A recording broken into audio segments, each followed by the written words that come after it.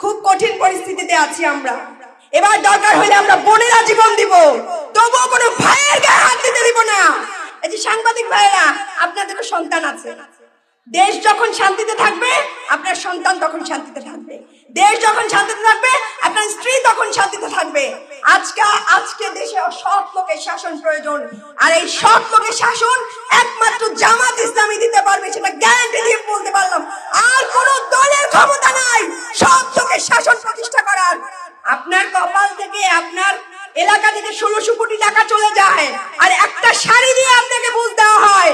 আপনারা যারা 500-1000 টাকায় ভণ্ডামির ভোটার বিক্রি করেন, তারা আপনাদের ভোট বিক্রি করেন না, আপনারা আপনাদের সন্তানের হক বিক্রি করেন।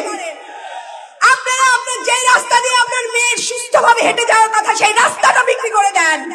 অসৎ লোককে ভোট দিলে তার পাপের বোঝা আপনাকেও বইতে হবে, সেই অসৎ লোকের প্রতিটি অসৎ কাজের বোঝা আপনাকে বইতে হবে।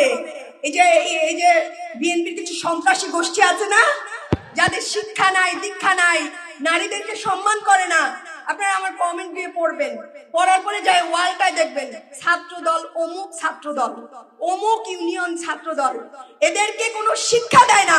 এবং এই সব যে কমেন্ট, এই সবের দায় তারেক রহমান, এই সবের দায় তারেক রহমানের।